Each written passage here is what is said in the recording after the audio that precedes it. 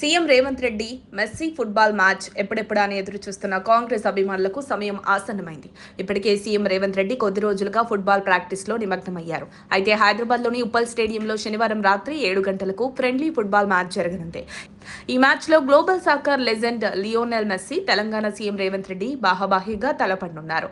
అయితే Messi goat India tour లో భాగంగా ఈ మ్యాచ్ ప్రతిష్టాత్మకంగా తెలంగాణ ప్రభుత్వం నిర్వహిస్తోంది. ఈ మ్యాచ్ కోసం రాచకొండ సిపి సుధీర్ బాబు భారీ బందోబస్తు ఏర్పాటు చేశారు. Singareni, RR9, Aparna Messi all stars మధ్య ఫ్రెండ్లీ మ్యాచ్ ఆడనుంది. ఈ రెండు జట్లు 15 నుంచి 20 నిమిషాల పాటు ఫ్రెండ్లీ మ్యాచ్ ఆడనున్నాయి. ఆట ప్రారంభానికి 5 నిమిషాల ముందు సీఎం రేవంత్ రెడ్డి మెస్సీ మైదానంలోకి వచ్చి ఇద్దరూ కలిసి బంతిని డ్రిబ్లింగ్ చేయనున్నారు. అయితే ఈ మ్యాచ్ చూసేందుకు సీఎం రేవంత్ ఆహ్వానం మేరకు కాంగ్రెస్ అగ్రనేత, లోక్సభ ప్రతిపక్ష నేత రాహుల్ గాంధీ నేడు హైదరాబాద్ కు రానున్నారు.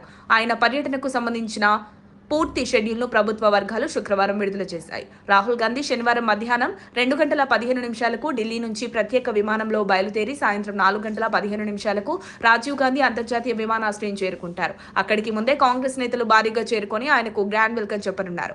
అక్కడి నుంచి సాయంత్రం 5 గంటలకు ఫలక్నుమా ప్యాలెస్ హోటల్కు రోడ్డు మార్గంలో వస్తారు. రాత్రి మ్యాచ్ ప్రారంభ సమయానికి ఉప్పల్లోని రాజీవ్ గాంధీ అంతర్జాతీయ క్రికెట్ స్టేడియంకు చేరుకుంటారు.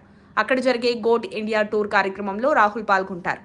ఈ కార్యక్రమం అనంతరం రాత్రి 9:45 తిరిగి శంషాబాద్ విమానాశ్రయానికి చేరుకుని రాత్రి 10:30 ఎయిర్ ఇండియా విమానంలో ఢిల్లీకి బయలుదేరతారని అధికారులు తెలిపారు. ఇదిలా ఉండగా హైదరాబాద్ ఉప్పల్లో పోలీసులు ట్రాఫిక్ ఆంక్షలు విధించారు. వరంగల్ వైపు నుంచి ఉప్పల్ మీదుగా హైదరాబాద్, సికింద్రాబాద్ వెళ్లే వాహనాలు గట్కేసర్, ORR మీదుగా అబ్దుల్లాపూర్ మెట్, LB నగర్, దిల్సుఖ్ నగర్ మీదుగా వెళ్లాలని సూచించారు. మరిన్ని అప్డేట్స్ కోసం మా కాయ్ టీవీని సబ్స్క్రైబ్ చేసుకోండి. మా వీడియో కనుక మీకు నచ్చినట్లయితే లైక్ చేయండి, షేర్ చేయండి. మీ విలువైన అభిప్రాయాలను కామెంట్ బాక్స్లో తెలియజేయండి.